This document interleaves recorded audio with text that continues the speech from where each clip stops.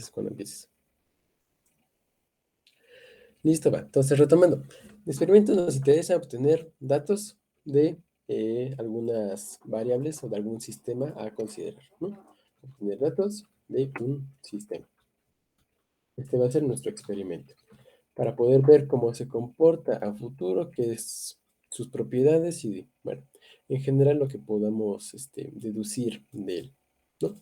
De este sistema, que puede ser tan complicado como se quiera. Decíamos que tenemos el caso extremo, por ejemplo, del Gran Colisionador de Hadrones, que es un aparatote como de 1 kilómetro de ancho, o también su análogo en Estados Unidos, el LIGO. ¿Sí era LIGO o era LAGO? Según yo es LIGO. El detector interferómetro de ondas gravitacionales, que también es una monstruosidad, que va a detectar pequeñas perturbaciones. Y bueno, sí, es que son cosas que pueden ser o muy grandes o muy pequeñas, tal vez sean muy complicadas, muy simples, o algo intermedio, pero al final del día lo que se intenta es recabar información de eso. También decíamos acá el ejemplo, por ejemplo, tenemos este set, que es algo que se utilizó en una Olimpiada Europea, y de este conjunto de materiales hay que analizarlo, cómo se comporta, para el comportamiento que uno puede ver gráficamente, físicamente, es decir, lo que uno puede ver con los ojos, transformarlo en algo que se puede representar matemáticamente. Para analizar esto y encontrar propiedades del sistema a partir de la teoría física que uno conoce. Es decir, todo lo que nosotros sabemos ahorita en la teoría guachado, de que las cosas giran, de que las cosas caen, de que las cosas se mueven, de que están los imanes, de la temperatura, todo lo demás. Eso lo concretamos y bueno, nos ayudan, son herramientas para analizar sistemas físicos de verdad, como son estos de aquí. Y bueno, para pasar de un sistema como ese a algo que se pueda analizar matemáticamente, es necesario recabar datos, ¿sí? ¿A qué me refiero con datos? El caso más, vaya, ubicuo para empezar con esta discusión es ver qué es lo que pasa, por ejemplo, con un péndulo. Un péndulo es un sistema que tiene una cuerda y esa cuerda va a tener una masa en su extremo inferior. Ahora, esa masa la suponemos puntual, la cuerda inextensible. En la realidad esto obviamente no va a ser inextensible la cuerda, no va a ser puntual la masa, va a tener dimensiones, la cuerda va a tener peso, va a tener ciertas características, ¿no? Pero al final del día podemos ver cómo se comporta este sistema con todo y sus, ¿cómo decirlo? Características particulares, sin preocuparnos por qué es lo que va a hacer la masa y nosotros podemos ver cómo se comporta, ¿no? ¿A qué me refiero con eso? Si yo agarro, por ejemplo, el cable de los audífonos que traigo puestos y pongo a oscilar a los audífonos, es decir, los pongo de tal manera que se muevan de aquí para acá, yo voy a poder analizar cómo se mueve ese sistema. Si tienen algún cable o algo, les invito a que hagan algo parecido. Si ustedes dejan que la cuerda se haga más grande, van a ver que el movimiento se hace un poquito más lento. Pam, pam, pam, pam. Si hacen la cuerda más pequeña, el movimiento va a ser más rápido. Pam, pam, pam, pam, pam, pam, pam, pam. Eso que se ve cualitativamente, lo que nos va a interesar a nosotros es pasarlo a lo que podamos interpretar cuantitativamente, ¿sí?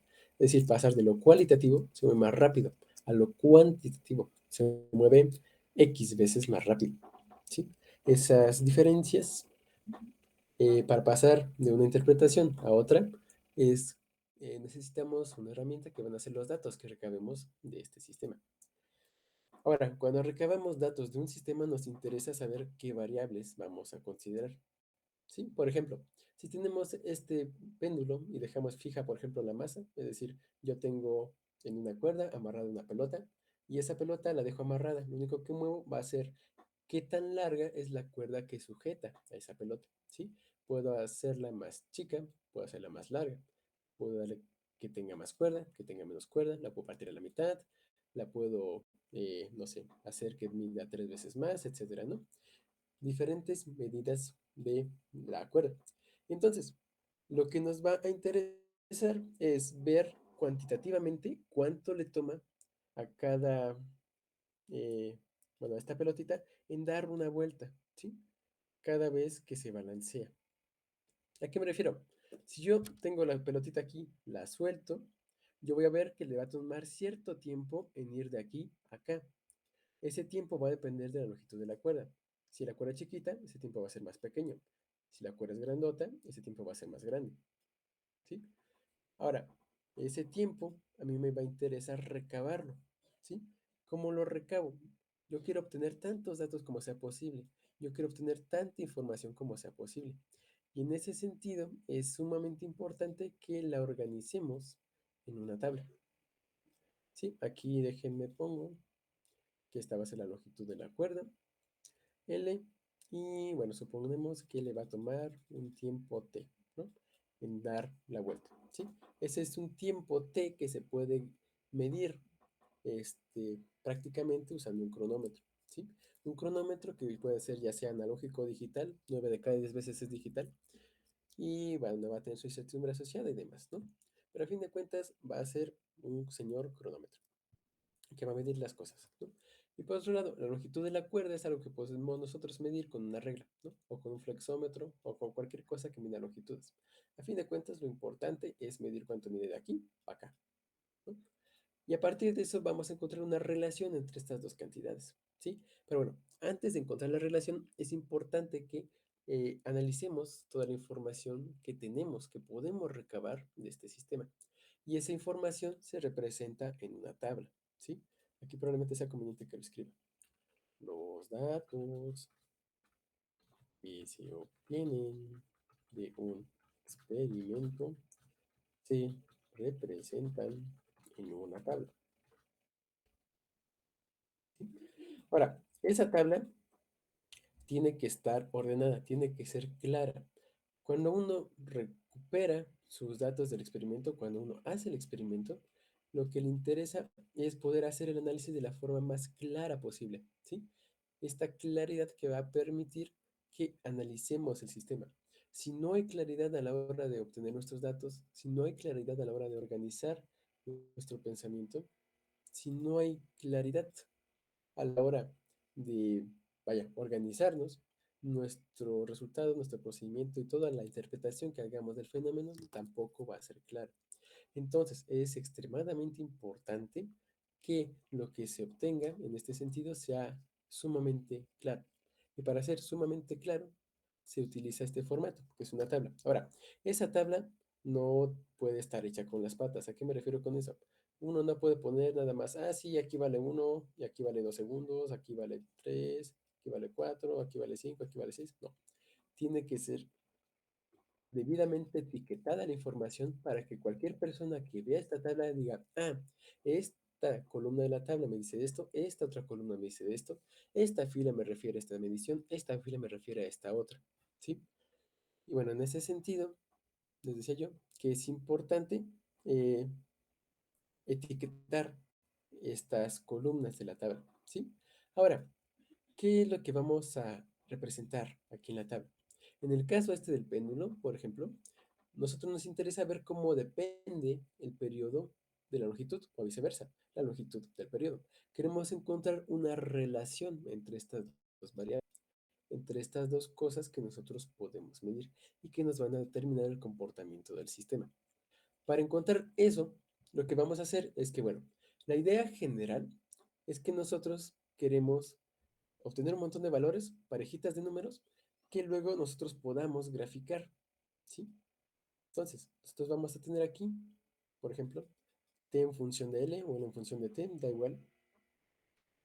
A fin de cuentas, una es función de la otra y la relación nada más cambia por una función inversa ahí. O, bueno, depende del problema, pero en general da más o menos igual como ct. En este caso, por ejemplo, podemos tomar el periodo en función de la distancia y ver cuál es lo que queda. Ahora, nosotros queremos encontrar varios datos y esos datos nos van a servir para realizar una gráfica. Y esta gráfica, con un poquito de fe, nos va a permitir analizar cómo se comporta el sistema de una manera más o menos aproximada, o bueno, a la mejor precisión posible, ¿sí? Que podamos obtener. Entonces, para poder realizar esta gráfica y encontrar la relación que existe entre estas dos variables, necesitamos encontrar cuánto vale cada punto. para encontrar cuánto vale cada punto es para lo que hacemos la tablita, perdón. Creo que me fui mucho por las ramas a la hora de la tablita, pero bueno, ahí está la tablita. Entonces, a nosotros nos interesa ver cómo se relacionan estas dos variables para ciertas mediciones. Y bueno, les decía que tienen que estar debidamente etiquetadas. ¿A qué me refiero con etiquetadas? Si nosotros hacemos una gráfica XY, necesitamos saber qué vamos a poner en el eje X y qué vamos a poner en el eje Y. ¿Sí? Análogamente en el ejemplo de abajo, si hacemos una gráfica de T contra L, nosotros necesitamos saber qué es lo que graficamos en L y qué es lo que graficamos en T. Entonces es importante que en una de las columnas pongamos qué es lo que entendemos por L y qué es lo que entendemos por T. ¿Sí? De tal manera que aquí tengamos que todos los datos que vayan en esta columna sean longitudes y todos los datos que tenemos en esta otra sean periodos, ¿sí? Sean tiempos. ¿Qué más? De hecho, esto probablemente tendría que hacerlo más abajo.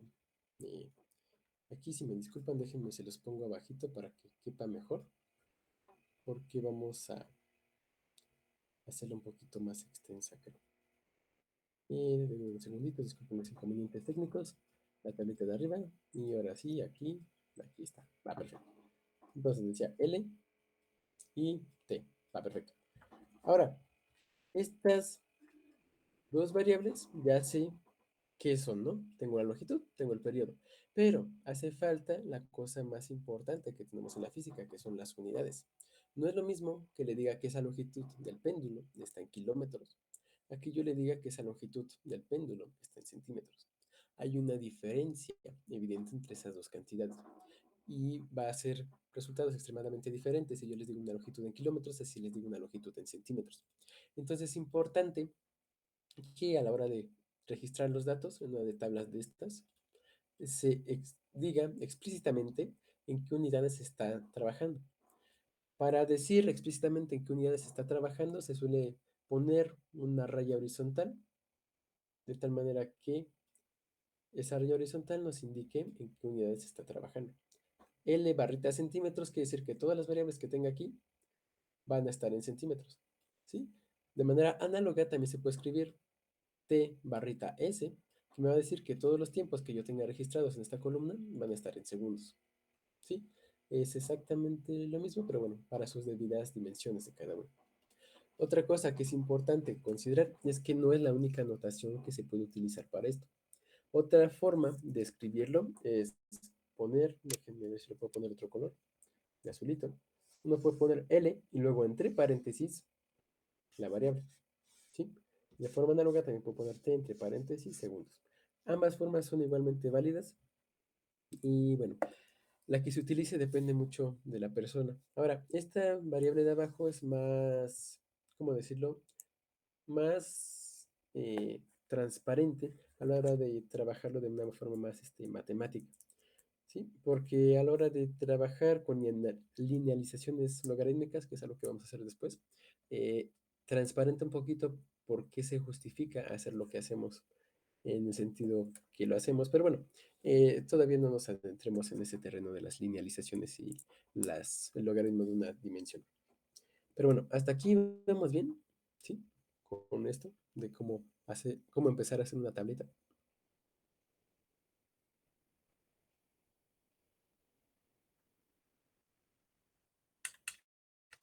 Ahora se dice que sí, los demás.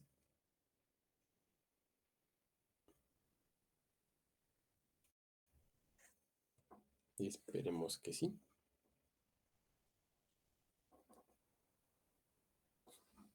No tengo casi todo porque el martes tengo práctica de física. Jijiji.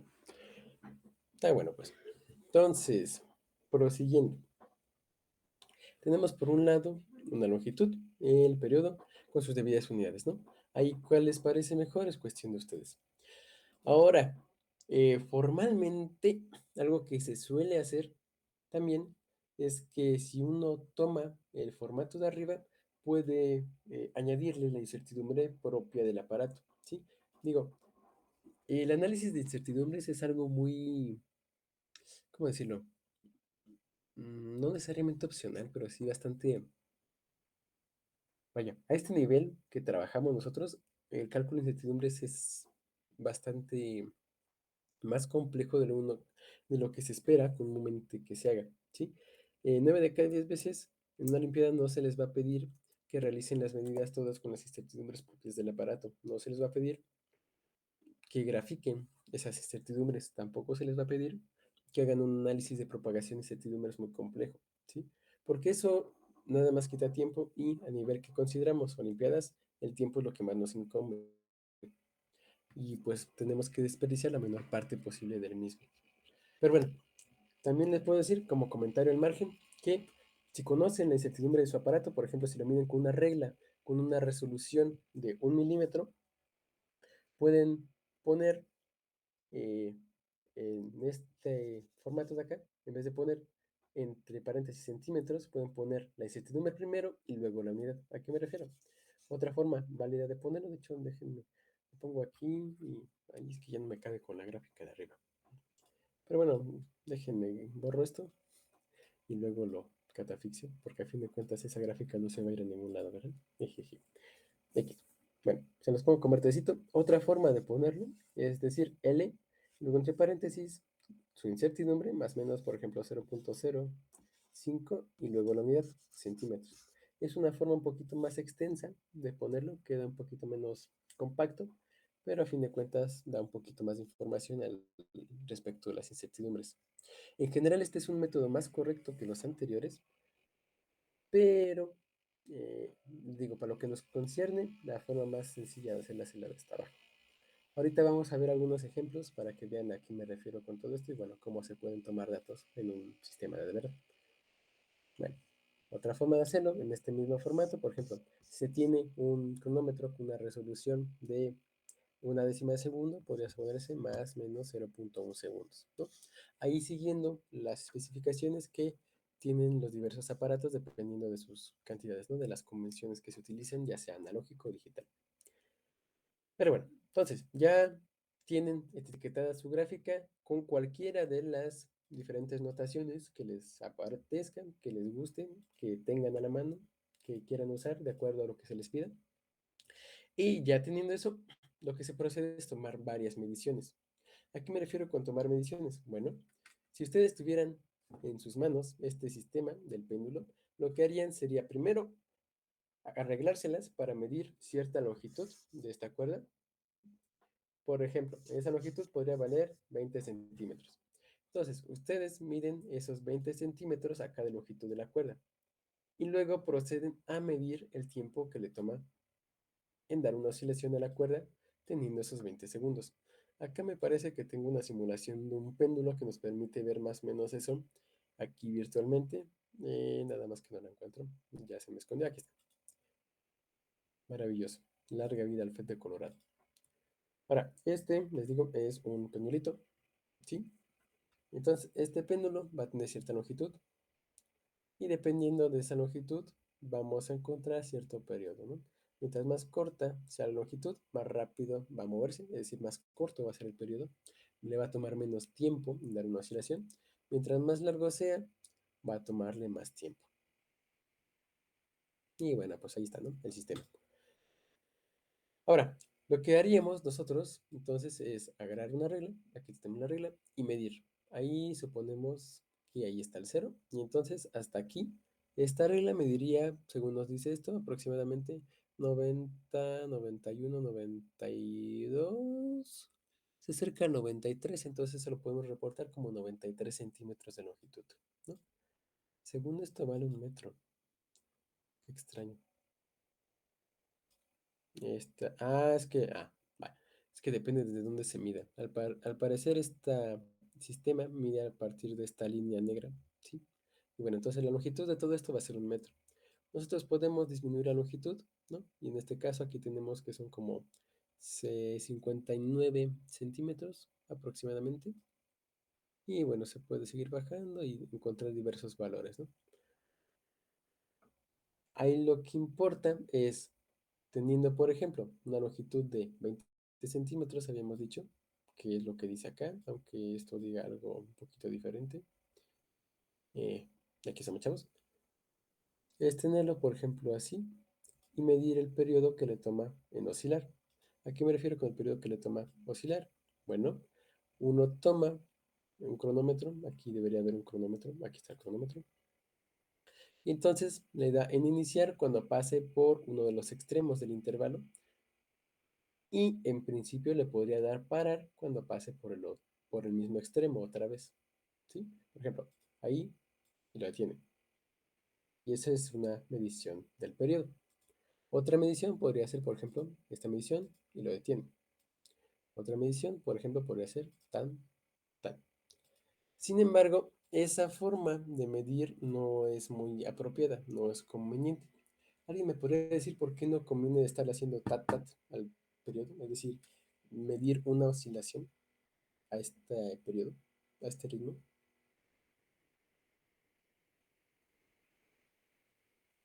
¿Por qué se les ocurre?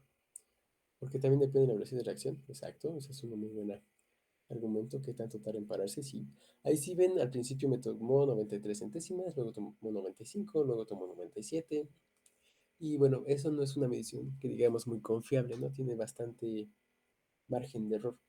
¿A alguien se le ocurre ahora cómo se podría mejorar esa medición? Es decir, ¿qué estrategia que se podría seguir para que la incertidumbre que tenga esa medición sea menor? Y con que sea menor me refiero a que la velocidad que yo tomo para reaccionar no influya tanto a la hora de medir. Digo, y mi equipo en la práctica anterior haciendo eso mismo. F. Midiendo más de una oscilación. Muy bien. No sé si eso se te ocurrió por tu cabecita o porque ya lo habías visto, pero sí, en efecto, esa es una técnica por mí. Wow. Tú sí tienes pensamiento de experimentalón. Muy bien, muy bien. Y es que en efecto, si ustedes miden más de una oscilación del sistema, el tiempo total que van a medir va a ser mayor. Y como el tiempo total que miden es mayor, el tiempo que les toma a ustedes tocar el reloj, es decir, su velocidad de reacción, se va a convertir insignificante o al menos muchísimo menos relevante en comparación con el periodo total de las que van a medir. ¿Sí? ¿A qué me refiero con esto? Por ejemplo, podríamos empezar aquí a medir y luego una, dos, tres, cuatro, cinco, seis, siete, ocho, nueve, 10, 11, 12, 13, 14, 15, 16, 17, 18, 19, 20. Y ahí está. Este es un valor de 17,95 segundos. Si ustedes dividen eso entre el número de oscilaciones, a saber si dividen 17,95 entre 20, les va a quedar una medición del periodo que va a ser muchísimo más acertada, ¿sí? Más confiable. A saber, esto les queda como 0,8975 segundos. Eso redondeado a dos cifras significativas les queda como 0,90 segundos, que es algo menor que lo que habíamos estado teniendo antes. Y esto probablemente se acerca más a la medición real del péndulo, ¿sí? Entonces, si nosotros lo reportamos acá, vamos a tener que nuestra medición del periodo en este caso bueno, aquí es importante demostrar explícitamente todos los pasos. Entonces aquí podemos poner 20 veces el periodo en segundos y nos queda lo que teníamos acá, ¿no? En la simulación del péndulo que ya me volaron. Acá está. La simulación del péndulo tiene 17,95 segundos. La ponemos aquí. 17,95 la podemos dejar como 17,9. Y entonces el periodo de este caso nos puede quedar como la vigésima parte de eso, a saber, 0,90, ¿sí? Eh, segundos. Siempre teniendo en cuenta la resolución mínima del instrumento. Pero bueno, antes de eso, ¿a alguien se le ocurre otra forma que podríamos tener para que el resultado fuera incluso mejor que el que tenemos ahorita?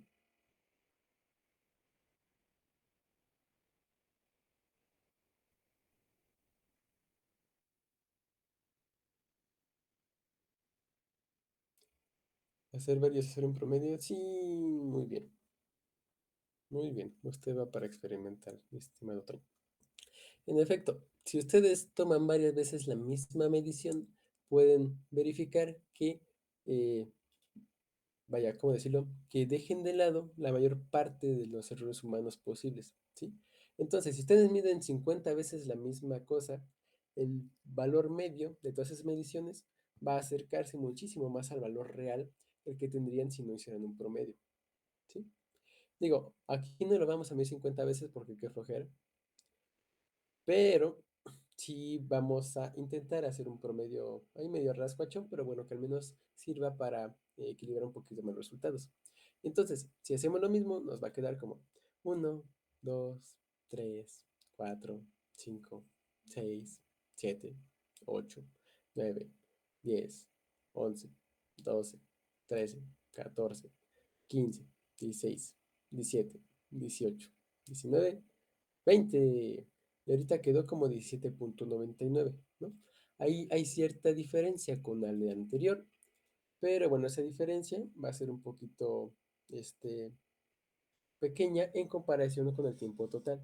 Sí, si ustedes ven la diferencia entre 17.99 y 17.95 que nos había dado antes, es menor que la diferencia que tenemos ahorita. Lo estoy haciendo aquí, redondearlo, 17.9, 18.0. Y bueno, si nosotros hacemos ese 17.99 entre 20, nos queda como 0.8995, que es más o menos lo mismo. Sí, de hecho esto lo debería poner aquí. Eh, a ver, aquí, unas disculpas, no pensé que fuéramos a tomar tantas mediciones, entonces lo hice de forma poco práctica. Disculpas. Ahora, cuando se toman varias mediciones de una misma cantidad, la tabla conviene hacerla de esta forma, ¿sí? Aquí, por ejemplo, se toma 20 veces el periodo en segundos con sus debidas unidades, y ahí pueden ponerlo como quieran. Aquí este 20 nos indica que son 20 oscilaciones, ¿sí? Y ahora, esto en vez de ponerlo verticalmente, en general conviene ponerlo horizontalmente, ¿sí? Y aquí podría tener espacio para tener otra medición. Ahorita voy a cucharear datos. Cuando decimos cucharear datos, me voy a inventar un dato que sería más o menos razonable para no tener que hacer otra medición. Eso es una práctica muy mala, pero ahorita, como no nos interesa llegar a ningún resultado concreto y eh, como no quiero que esto se extienda mucho y como no quiero dormirlos, me voy a limitar a poner aquí otro 17.9, carita feliz. Y bueno, entonces, idealmente tendría que tener por lo menos 5 mediciones de este estilo, ¿sí?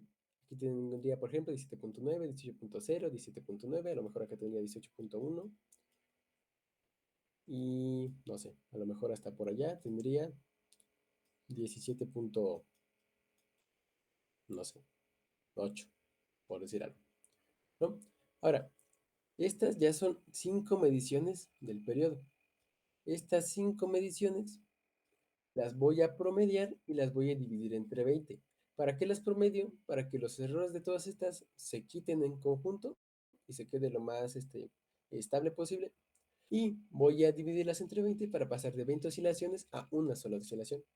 Entonces, eso se representa en una columna aparte que se etiqueta como el promedio del tiempo, ¿sí? El tiempo promedio, o bueno, un promedio se suele escribir en paréntesis angulares, ¿sí? Esos paréntesis angulares son como el que de menor que y mayor que, y en medio ponen su cantidad.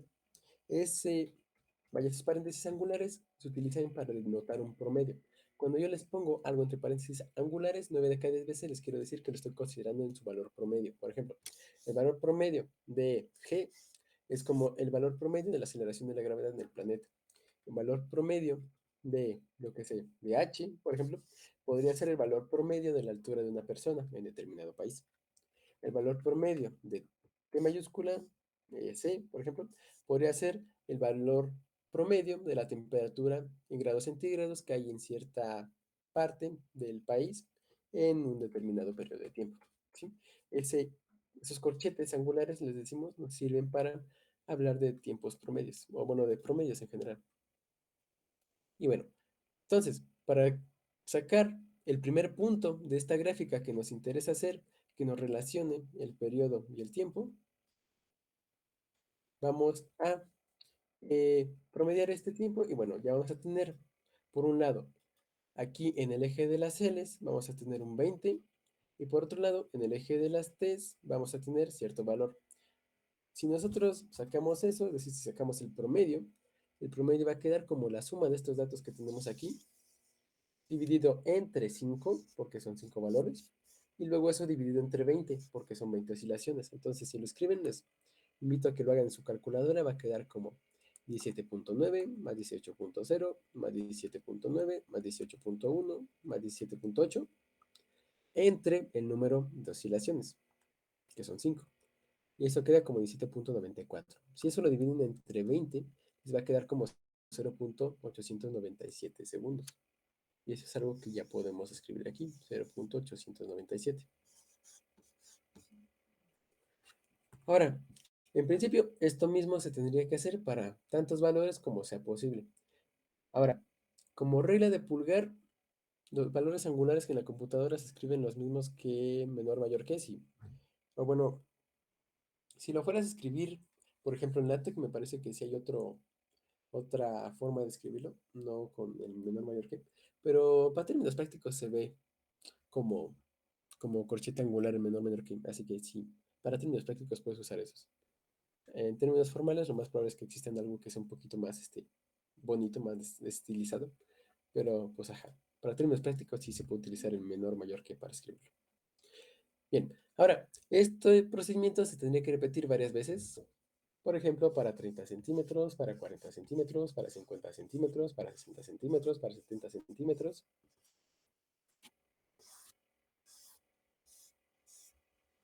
para 80 centímetros, para 90 centímetros y para 1 metro, por ejemplo.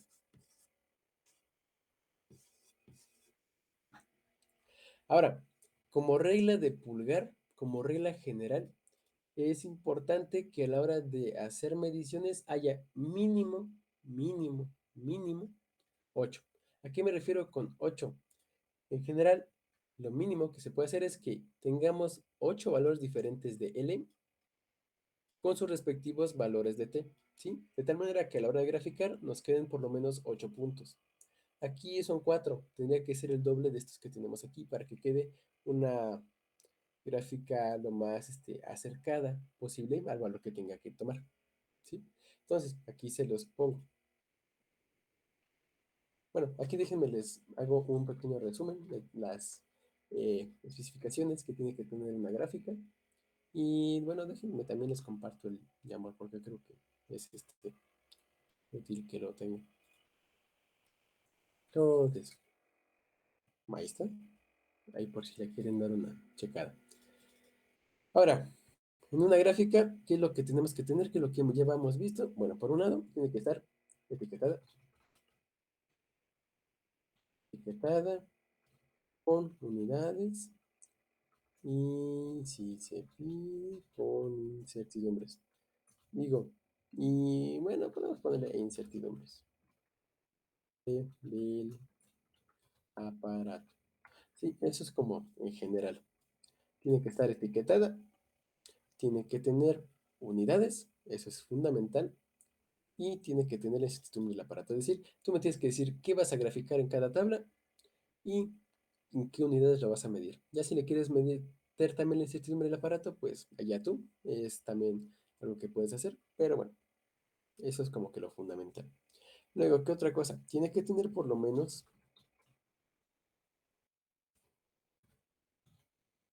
8 mediciones. Así en el caso mínimo,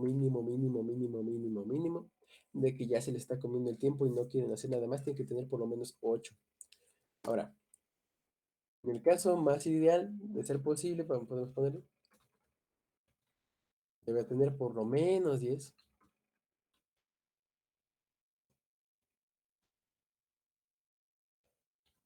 En el caso ideal, tiene más de 15. ¿Sí? Digo, y ya si nos queremos ver muy exquisitos, pues estaría bien épico que tuviera como 50 datos diferentes, ¿no? Ahora, eso sería tal vez posible en un experimento de precisión. Para lo que nos va a concernir a nosotros, estas especificaciones son bastante buenas, ¿sí? Ahora, otras cosas en general, cuando tengan varias cosas, bueno, varias mediciones de una misma cantidad, promedienlas, ¿sí? Y qué otra cosa, cuando tengan una cantidad que sea difícil de medir, procuren hacer un número de mediciones mayor para que la incertidumbre de su aparato se disminuya, ¿sí? Y les quede un resultado más fiel a la verdad. Y bueno, mm, en caso de, bueno, ponemos valores difíciles de medir, es bueno tomar varias mediciones y promediarlas, siempre intentando disminuir la incertidumbre. Y bueno, pero esto no es una gráfica, esta es una tabla, perdonen ustedes. Ya estoy desvariando. Y bueno, ya esta es la primera parte de lo que uno tiene que hacer en general. Ya haciendo esto, ya está la mitad del análisis hecho, ¿sí? Una vez recabando todos los datos, sacando la información matemática que te puede dar tu sistema, ya lo único que te hace falta es interpretarla. Pero bueno, antes de ver cómo se interpreta, me interesa que chequemos algunos ejemplos de cómo se han eh, hecho bueno, algunos ejemplos de problemas de este estilo y de cómo se realizan de manera práctica. Aquí, por ejemplo, me permito mostrarles un problema de la Olimpiada Nacional de Física Experimental. Este es el del 2017 y bueno, vamos a ver una vez la situación, ¿no? Este es uno de los experimentos que se pueden realizar a niveles ya nacional, aunque la verdad es que nos difieren mucho de los que se hacen a nivel estatal o de los que podría hacer uno en su casa. Yo tengo el sistema para hacerlo en mi casa. Ajaja. No es demasiado difícil de hacer, pero bueno. Entonces, digo, este es con multímetro, es otro aparato que en principio hay que saber usar, pero bueno, ahorita no nos preocupamos por eso, nada más por cómo se recaban los datos, ¿no? Aquí están las indicaciones y demás. Ahora, aquí el primer caso es hacer una tabla de los valores. En este caso, medir una relación entre el voltaje y la corriente en el sistema que nos dan, ¿no? Ahora, aquí hacen 13 mediciones, lo cual está muy bien, pero aquí montan.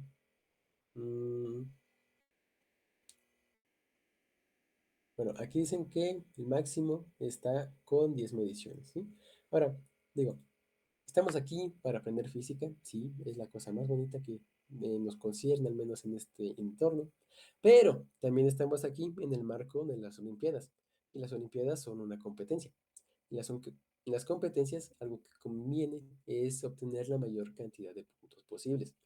Y entonces, a lo mejor uno no domina todos los temas y no puede obtener todo lo que le gustaría obtener, pero puede obtener puntos, ¿sí? Por hacer algo, al ser parte de lo que se puede. En ese sentido, hay que buscar maximizar ese tipo ¿cómo se dice? De ganancias, ¿sí? Ahora, para eso, se dicen que son 4 puntos en total, por bueno, 2 puntos por cada medición. ¿Sí? Hay que intentar encontrar la mayor cantidad posible de puntos, ¿sí? Y bueno, entonces hay que tener cuidado de tener, aquí dicen, unidades por V, en qué unidades en volts, la corriente en qué unidades en microamperes, debidamente señaladas para poder trabajar con ellas. Y bueno, ahora, una cosa eh, que también es importante considerar, y que de hecho viene aquí en la rúbrica, es que se espera que la intensidad,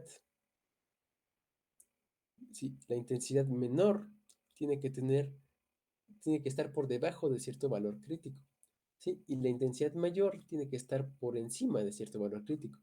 ¿A qué se refiere esto?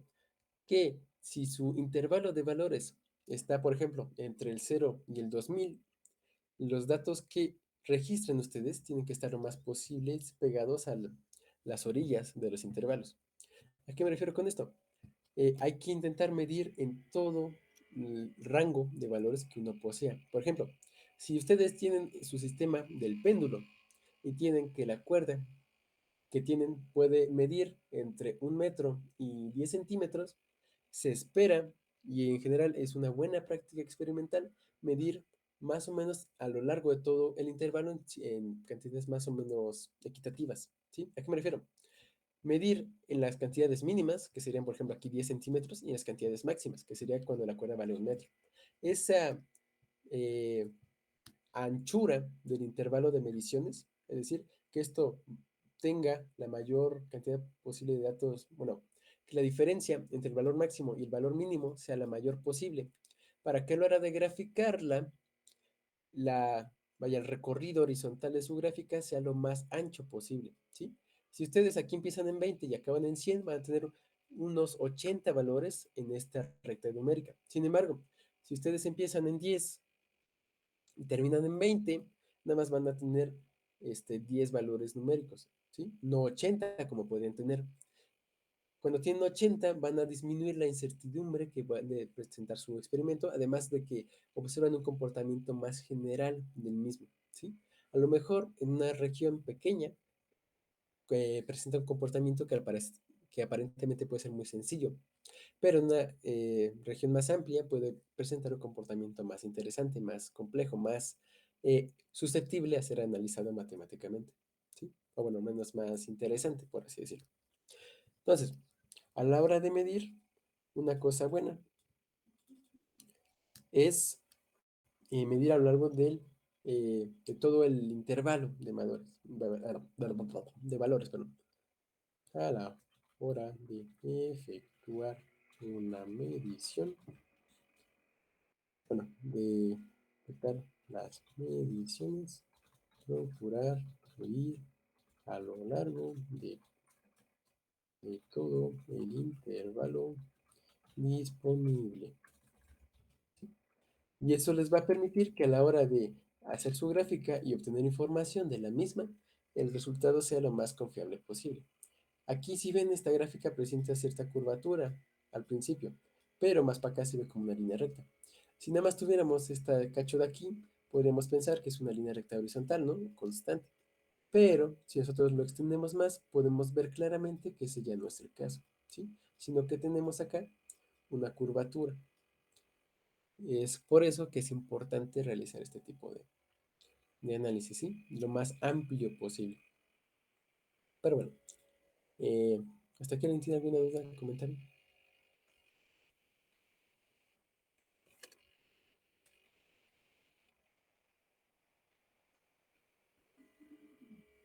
Parece que no.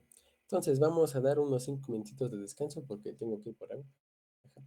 Y bueno, porque creo que es bueno eh, hacerlo. Y regresamos en 5 minutos, Toño, para la grabación. Ahorita tantito, por favor. Bueno, 100 volts de hecho es muchísimo para un multímetro. Si no puedes medir entre 1 volt y 2 volts, pues ni modo. Mides entre 1 volt y 2 volts, pero empiezas a medir desde 1 y terminas lo más pegado posible a 2 para que obtengas todos los datos que puedas, ¿sí? En este intervalo que puedas. A lo mejor algo sucede interesante en el intervalo de 1.7 a 1.8 volts, no lo sabemos, podría ser. Y tal vez eso no lo veas y nada más mides en intervalo de 1.1 a 1.5. ¿Sí? Y es por eso que es tan importante medir en los límites del intervalo. Y también a la hora de hacer una gráfica es más fácil hacer esto mientras más grande sea. Digo, no sé si lo han visto en sus clases de dibujo, los que van en cuarto, pero en general la cosa más difícil de dibujar es algo que está en chiquito y con muchos detalles. ¿Sí? Si ustedes dibujan una cara, la forma más difícil de dibujar la cara es hacerla chiquita. Si ustedes quieren hacerla relativamente sencilla, lo que les conviene es hacerla grandota y trabajar los detalles de forma amplia, de manera que puedan hacerla de forma, no les voy a decir sencilla porque es difícil, pero pues, ajá, intentarlo que salga eh, de forma más práctica que si le hicieran chiquita, ¿no? Digo, ahí eso es como que en general. Y bueno, ahorita vengo porque lo del agua no era broma. Entonces, ahí me avisas cuando ya esté. ¿Listo? Va, pues. Entonces, ahorita, créditos a la Olimpiada Australiana de Física, vamos a checar una pregunta que pone en práctica algunas técnicas que se pueden utilizar para que, ya teniendo un equipo experimental, aprovechar de la forma más adecuada, utilizando el mayor número de técnicas posibles para que las mediciones sean lo más apropiadas, ¿sí? Y que la tabla quede lo más eh, certera posible con esa mínima incertidumbre que se pueda obtener, ¿no? Entonces el problema dice así, los estudiantes en una clase de año 6, no sé cuál es el equivalente aquí, probablemente sea sexto de primaria, no estoy seguro, quieren encontrar qué tan rápido se mueve el sonido, perdón, en el aire. y te piden que les apoyes a medir esto de la mejor forma posible, ¿no? El profesor te dice la situación en la que está la escuela y es que está cerca de una pista extremadamente larga, ¿cómo se les diría? Las vías de un tren desusado, demasiado contexto. Para términos prácticos, es que la escuela está cerca de una pista que es extremadamente larga, tiene como 1 kilómetro largo, entonces es bastante largo, es una distancia grande, ¿sí? Y es plano el terreno y todo está bastante recto, ¿no? Entonces, es una distancia de 1 kilómetro de longitud de un punto a otro punto y la quieren utilizar de alguna extraña forma para poder medir la velocidad del aire. Ahora, no hay equipamiento sofisticado, pero sí hay equipo que se utiliza generalmente en las clases de deportes, en educación física, como relojes, cronómetros o estas cosas que se utilizan para marcar distancias. Entonces, tienen algo que se podría interpretar como una regla larga, ¿sí? Que son estas como cosas que utilizan para marcar distancias largas que se utilizan en deportes. Y también tienen cronómetros y, bueno, equipamiento que uno tendría normalmente en una clase de deportes. También dicen que piensan que en años pasados hicieron algo similar, pero que nada más se recuerda que en esa época los niños estaban muy emocionados porque eh, bueno, porque se la pasaban ponchando globos para hacer sonidotes. Entonces, se divirtieron mucho porque se la pasaron ponchando globos. Y bueno, por último te dicen un dato para que veas más o menos cuál es el orden de la respuesta que tiene que salir a la hora de realizar los cálculos, que son aproximadamente 300 metros por segundo, lo cual es aproximadamente 1000 kilómetros por hora. Aprox, ¿no? Muy aproximadamente. Entonces, recapitulando, se tiene una escuela que tiene un patiozote, o bueno, algo que se parece a un patio muy grande, y quieren medir la velocidad de sonido a lo largo de ese patio. Tienen equipamiento de deporte, lo que se suele tener comúnmente, y en años pasados lo que hicieron fue tronar globos, ¿no? ¿Para qué? Quién sabe, eso es lo que nos toca a nosotros determinar. Entonces, las preguntas que se dan en este caso es, ¿qué consejo se le podría dar a esta clase? ¿Cómo le podrían hacer para medir el sonido? ¿Sí? En este sentido, la idea es escribir, o bueno, en nuestro caso vamos a discutir cómo le podrían hacer para hacer, ¿sí? ¿Qué les recomendaríamos? ¿Por qué se lo recomendaríamos? Y cómo le harían para hacerlo una vez ya teniendo en cuenta todo esto. En ese tenor nos piden que les digamos explícitamente cómo utilizar los instrumentos que pueden utilizar para medir, para tener las mediciones lo más precisas posibles. ¿Qué técnicas se podrían utilizar para hacer el resultado mejor? En este caso de qué técnicas especiales, como dice ahí, sería el análogo de medir 20 oscilaciones del periodo de un péndulo en vez de nada más una, para que sea que la incertidumbre sea menor. Otra forma es alguna forma mejor de producir sonido, que no sea nada más ponchar un globo, porque eso pues es medio chistosito, ¿no? Ponchar un globo es como que muy eh, poco ortodoxo, por así decirlo. Otra cosa que preguntan es qué onda con el viento, va a hacer una diferencia, va a afectar el procedimiento que procede con el viento. Y bueno, una vez que ya tengan las mediciones, cómo se van a calcular los resultados, es decir, cómo les recomendarían hacer el análisis de datos. Y por último, más o menos ver cómo podrían estimar la precisión del resultado. Estos últimos dos incisos bueno, el último inciso sobre todo nos los comemos por ahora porque a la hora de, eso ya no es un patio, es una hacienda. Sí, el último inciso nos lo comemos porque todavía no checamos eso, pero bueno, los demás incisos sí me interesa que los discutamos. Y entonces, ¿qué se les ocurriría? Ahorita déjenme dibujo la situación en el Jammer para que estemos ahora sí que en el mismo canal, en la misma sintonía y veamos cómo podríamos llevar a cabo algo así. Entonces, pongámoslo así. Entonces ahí está el señor patio, que no es un patio, que es una hacienda. Pero bueno, se supone que está la escuela nomás y que lo que tiene acceso es al ese tranvía desusado, que no está en uso pues. Así que como tal no sería una hacienda, sino una escuela rural. Pero bueno, entonces aquí está. Vamos a poner aquí la escuela. Y luego acá está su patiezote, o bueno, su tren, lo que sea. Y bueno, el chiste es que de aquí a acá sabemos que mide más o menos 1 kilómetro, ¿no? Y eso vamos a marcarlo aquí debidamente. Vamos a ponerle 1 kilómetro. Ahí está, más o menos, ¿no? Y entonces nosotros queremos ver cómo le podrían hacer para, con eso, medir la velocidad del sonido, ¿sí? Entonces, ahí sí me interesa que digan, ¿cómo? Bueno, déjenme les anoto aquí abajito también esto. Y bueno, váyanlo pensando.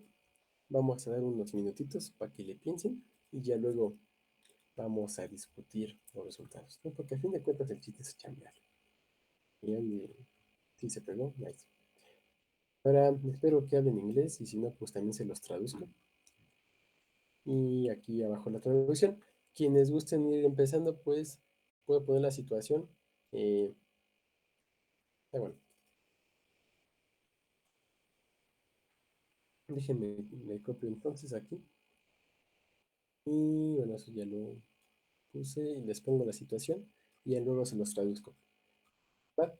Quien hable inglés, pues váyalo pensando de una vez. Quien se le dificulte, pues inténtenlo de todas formas. Y bueno, voy a estar trabajando en la traducción ahí para que quede. Nos vemos a las 8, son 8:20, a las 8:30 para ver los resultados. También ahí puedes parar la grabación. Todavía son muy gráficos, entonces hay que saber analizar muy bien la información para llegar a eso.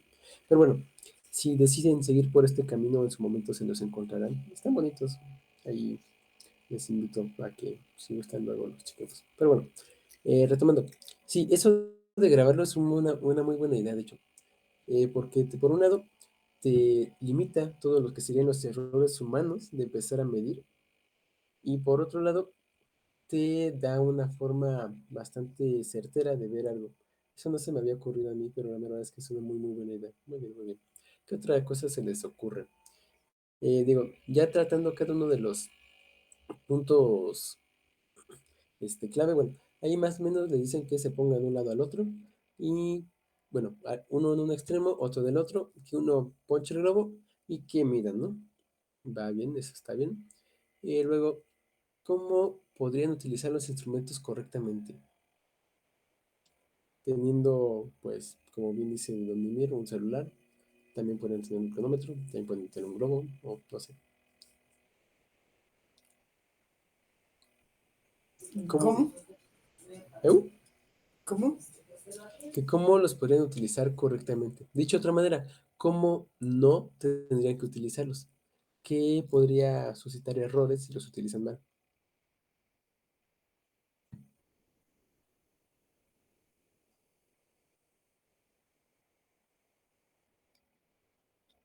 No, no sabría, pero tal vez en las grabaciones, ver, o sea, hacemos un programa de sonido y quitamos, o sea, desplegamos los sonidos,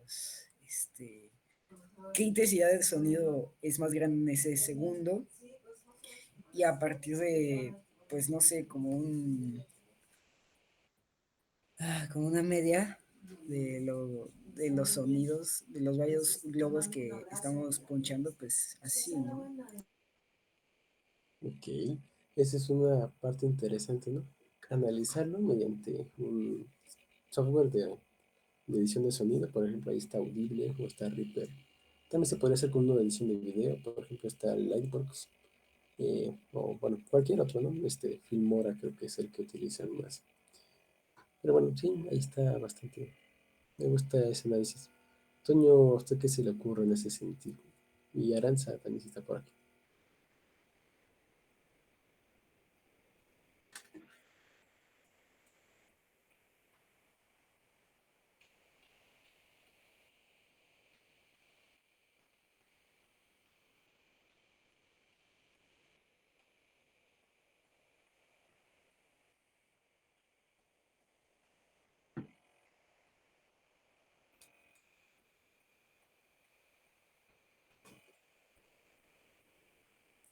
Ok, ok, entonces hacer básicamente varias mediciones con varios instrumentos para tratar de hacerlo lo más homogéneo posible, ¿no? Tratar de eliminar el mayor número de errores que se pueda. A mí me gusta mucho esa idea. Muy bien, muy bien. Pasemos al siguiente punto. Bueno, antes de pasar lo de la técnica especial, me interesa que digan, traer el jugador de oso. Como que de oso de mir. ¿Qué es oso? No lo conoces, es como. ¿Qué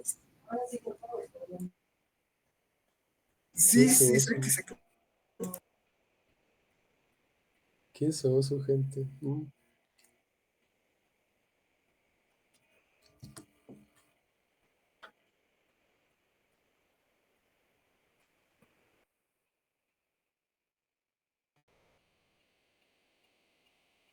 ¿Por qué estás recomendando Osu?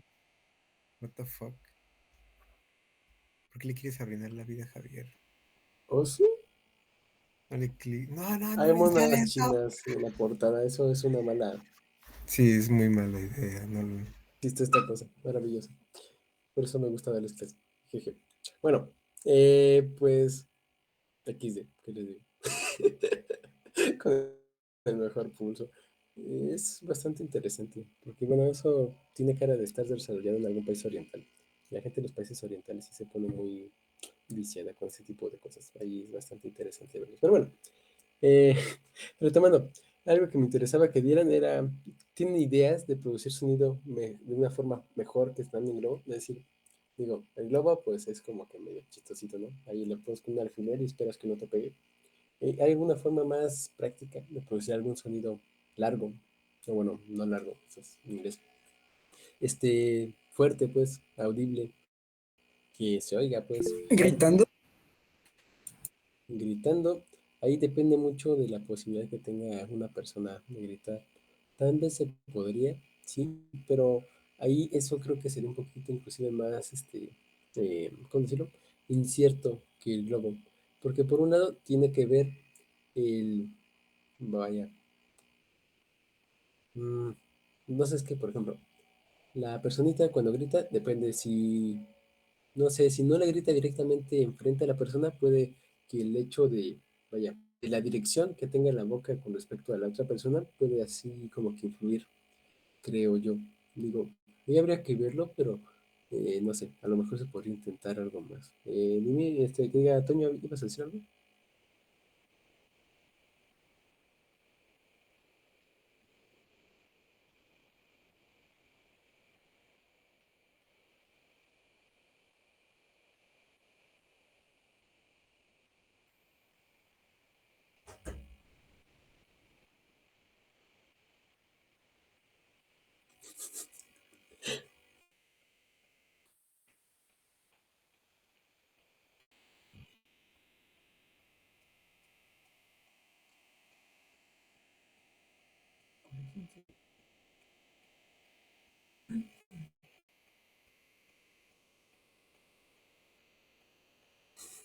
Copiar a los chinos, hace un bongo. Eh,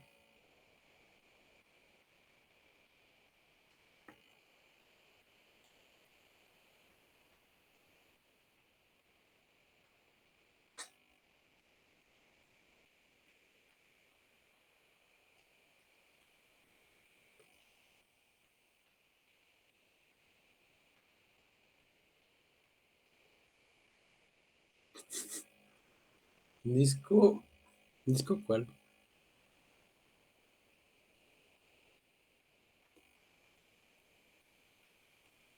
Ah, platillos. Ah, un gong. No creo que tengan un gong en una escuela, Antonio. Pero, ok, interesante, interesante. Nada más que, bueno, ahorita les doy mi opinión sobre cada uno de estos. Muy creativo lo que dice, vaya. Bueno, en ese sentido, arroba, ¿cómo te llamas? ¿Cómo te llamas, Ángel? También, ¿qué se te ocurre? El chiste es medir la velocidad del sonido. Tienes una superficie plana de 1 kilómetro de longitud. Y bueno, el chiste es ver cómo le haces. Ahí lo que están proponiendo es que, bueno, una persona se pone en un extremo, otra persona se pone en otro, y ahí una persona emite un sonido, la otra persona eh, ve cuándo se produce el sonido y mide el tiempo que toma en llegar al sonido desde un punto al otro. Entonces, ¿cómo se te ocurre, arroba Toño, que diga arroba Ángel, que se podría emitir el sonido de forma que sea como que clara? Vaya, es una escuela los que están haciendo, entonces nada más tiene como que equipamiento deportivo y bueno, lo que soldría, suele tener una escuela en ese sentido. Ah, bueno, ¿qué pasó, Toño? Que creo que Ángel ya nos abandonó.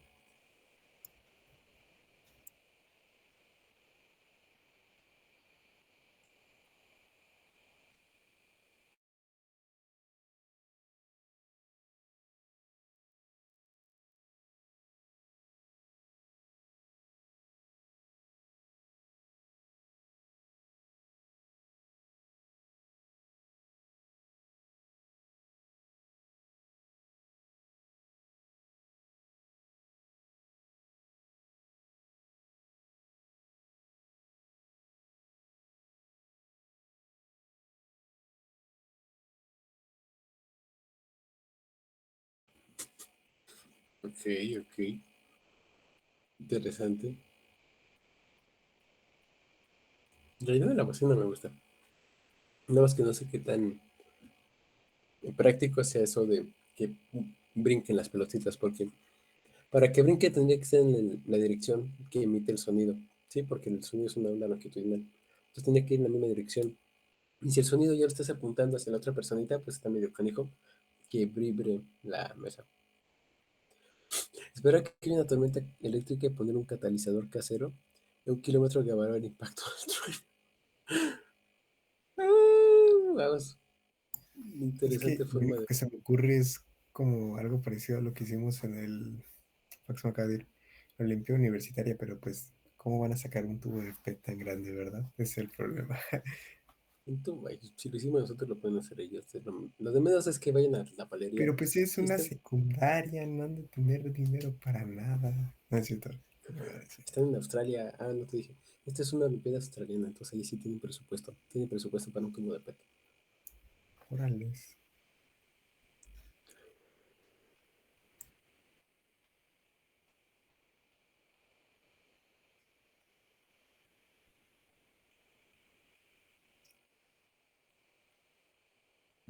Ok, esa idea ya me gusta más.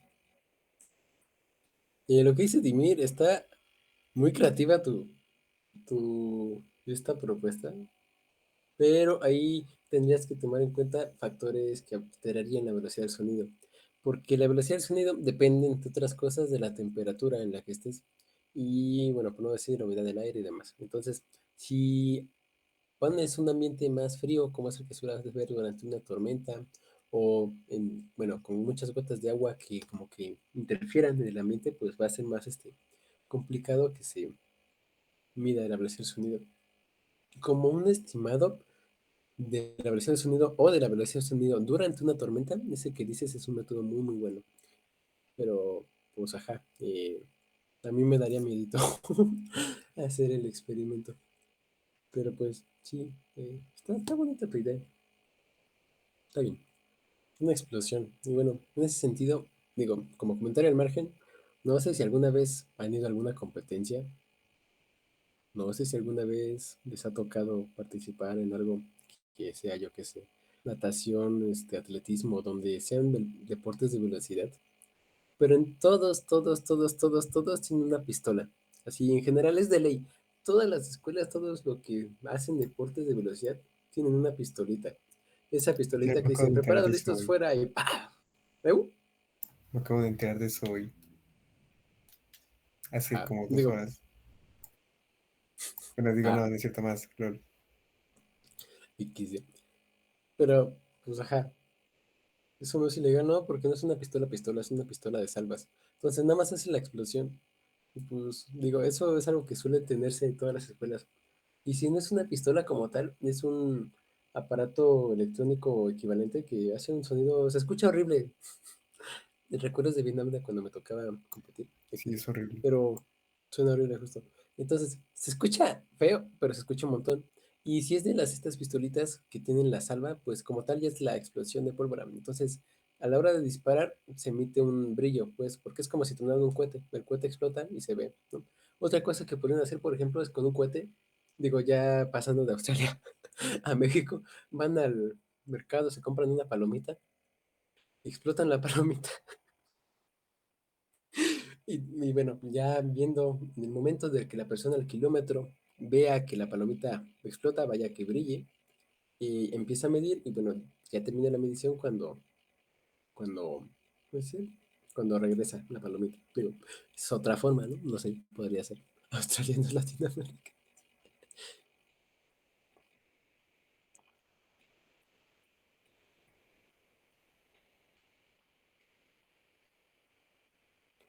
Nada más que el silbato, o sea, también se podría, pero silbato no suele sonar tan nítido como una explosión. O sea, tú lo que quieres es que tu explosión sea lo más corta posible y audible posible, ¿sí? Lo más fuerte y corta.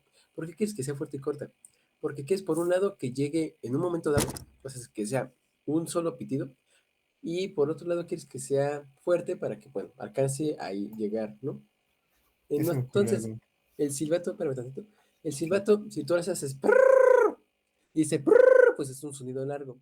Ese sonido largo va a interferir con el tiempo que toma en llegar. Entonces, a lo mejor detectas el sonido largo y te tarda un rato en acabar de producirse, ¿sí? O de acabar de oírse. Y esa diferencia podría, eh, vaya, a prestarse a problemas. Aparte de que ya teniendo el sonido, prrr, tú no tienes una forma gráfica o una forma, vaya, intrínsecamente relacionada con el pitido que se pueda ver de manera gráfica, ¿sí? Sobre todo para la persona que está a un kilómetro de distancia. Esa persona a un kilómetro de distancia no va a ver que el entrenador está soplando el silbato. Necesitarías una cosa que estuviera un poquito más sincronizada, ¿sí? Para que fuera una medición mejor. O bueno, eso en general. Ahora sí, ¿qué pasó, Ángel? algo así, sí, o sea, basándonos en el contexto que dices, como de que es como una escuela, ¿no? Ajá, una escuela así, no con tanto como cosa para trabajar. Quizás no podría ser así como agarrar una pelota de esas que están bien, todos casi como que tirarla en el suelo y para que alguien la agarre después para que no vuelva a rebotar. Y es un sonido como rápido, ¿no? Podría quizás servir, no sé. Sí, o sea, en principio ese sería un sonido nítido, por así decirlo, un sonido breve, pero eso no se va a ver a un kilómetro de distancia. Eso sí hay que tenerlo muy, muy en cuenta. O sea, si yo tiro algo aquí, si no más lejos en la prepa, alguien patea un balón en canchas y en el laboratorio de química ya no soy. Laboratorio de química, ¿cuál es? Bueno, eso sí. Pero, pues, ajá, entonces sí, ahí sí, sí, tendría que ser un sonido más fuerte. ¿Sí? Como bien decía Toño, a lo mejor con una bocina, o como decía ya no me acuerdo quién decía lo de la bocina, pero con una bocina, por ejemplo, o con la pistola, o con un silbato inclusive, pero sí tiene que ser un sonido más fuerte, porque si no, no se va a alcanzar a oír. Y bueno, entonces ya acabando de discutir sobre sonidos, ¿qué se les ocurre para hacer que alguna técnica especial que pueden inventarse ahí para mejorar el resultado? Aquí en esta técnica especial es donde tienen que sacar más su lado creativo. ¿Qué se les ocurre que podrían hacer para que la distancia, por un lado, que midan sea mayor y lo más importante, que el tiempo que midan sea mayor para que sea menor la incertidumbre relacionada con el tiempo? Porque a fin de cuentas lo más difícil de medir va a ser el tiempo, ¿no? Porque a fin de cuentas el tiempo es algo que va a ser corto. Como el tiempo es corto, va a tener una incertidumbre grande. Entonces nos interesa que hacer ese tiempo lo más grande posible para hacer ese tiempo lo más, lo más preciso posible, ¿sí? Entonces, ¿qué se les ocurre para maximizar ese tiempo o, no sé, a lo mejor para minimizar la incertidumbre de alguna forma? Cualquiera de las dos está bien. ¿Qué se les ocurre? ¿Qué se les ocurre? Piensen. ¿Qué pasó, don Antonio?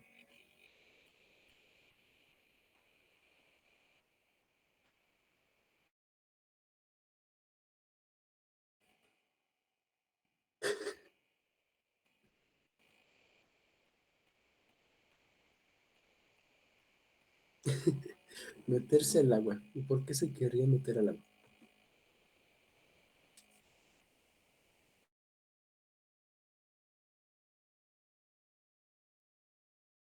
Ok, pero, no sé. ¿Quieres cambiar la velocidad del sonido? pero lo que tú quieres medir es la velocidad del sonido. Entonces, ¿quieres cambiar lo que quieres medir? Y eso cómo te ayuda a medir de manera más precisa lo que quieres medir.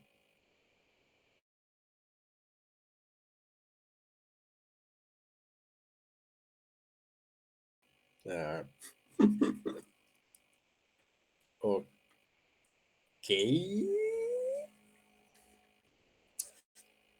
Has tenido mejores ideas tú. Dejémoslo ahí. Eh, ¿Los demás? ¿Alguna otra idea o algo? Te mandé un dibujo. Ah, vamos a ver.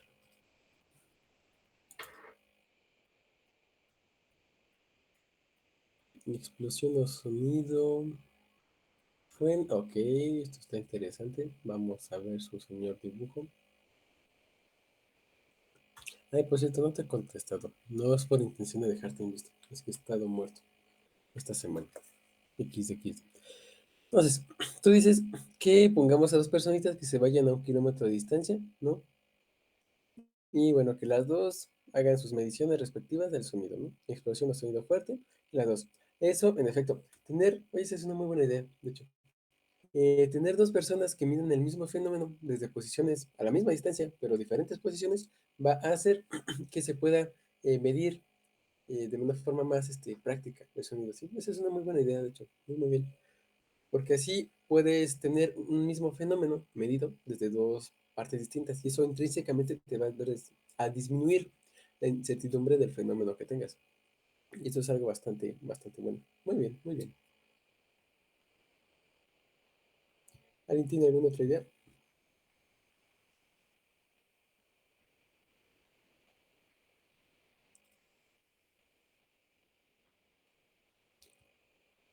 ¿Cuál era la pregunta? ¿Qué técnica se te ocurre? ¿Alguna técnica especial así creativa como esa que nos dijo Ymir para, por un lado, minimizar la incertidumbre o maximizar el tiempo que toma el proceso?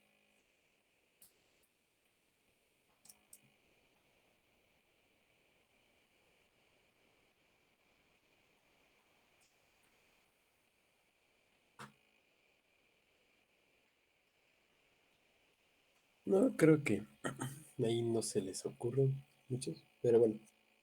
Eh, digo, es, a mí se me ocurrió una cosa. También podrían conseguir patrocinadores. Sí, o podrían ir a un laboratorio de investigación y pedir equipo más sofisticado, pero el chiste es no preocuparse por los patrocinadores. Jejeje. Ahorita el chiste es ver lo que uno puede hacer con el material que tiene en casa, ¿no? Creo que es lo más bonito de todo.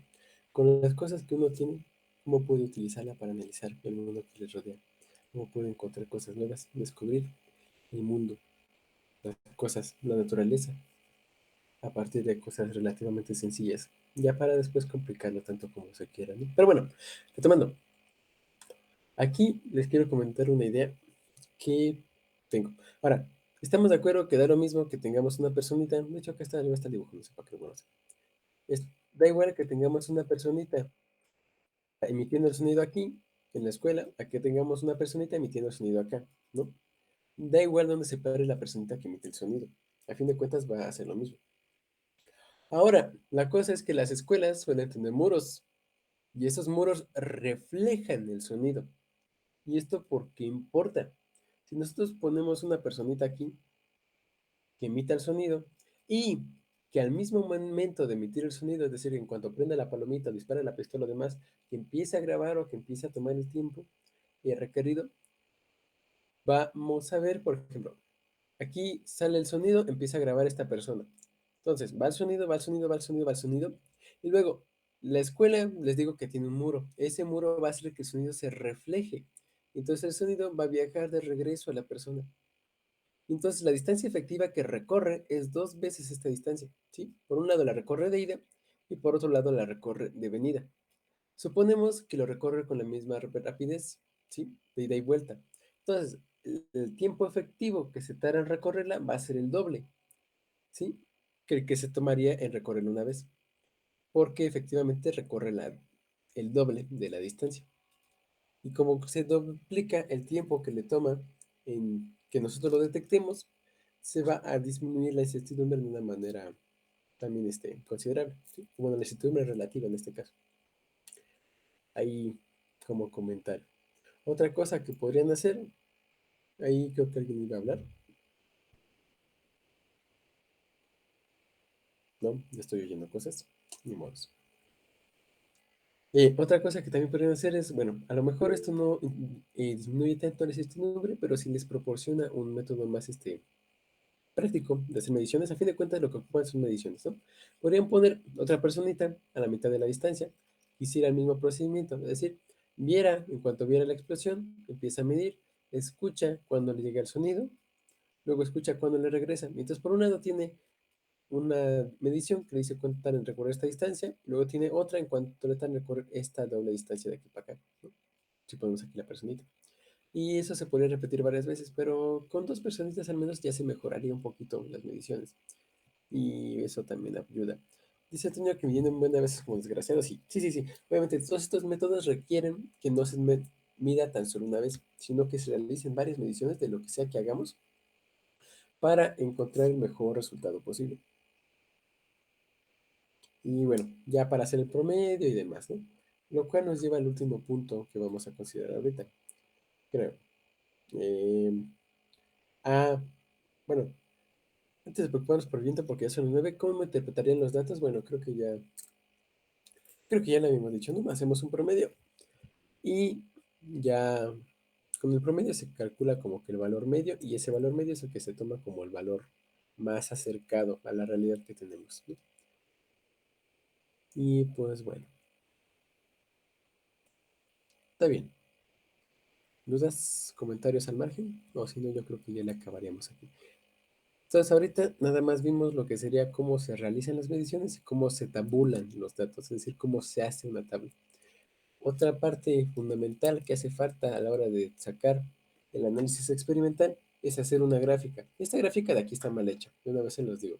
Por un lado le faltan puntos para hacer lo más completa posible. Por otro lado no está bien etiquetada los ejes. Es decir, yo no sé precisamente cómo está hecho esto. Yo no sé cómo están aquí los datos. Y bueno, yo no puedo leer esta gráfica de manera práctica. Es decir, yo no puedo traducir esto que tengo aquí a datos numéricos. En una gráfica lo que ocupamos es poder traducir la información que tengamos gráficamente, la gráfica, valga la redundancia, a datos numéricos, ¿sí? Porque a fin de cuentas eso es lo que nos interesa a la hora de hacer el análisis matemático. Y bueno, de la gráfica es como vamos a sacar la mayor parte de los datos numéricos que utilicemos. Entonces, esa gráfica que está ahí está mal hecha. En el futuro esperemos que la podamos corregir. Pero bueno, ahorita ya son las 9:02, entonces pues ya, Toño sí puede dejar de grabar.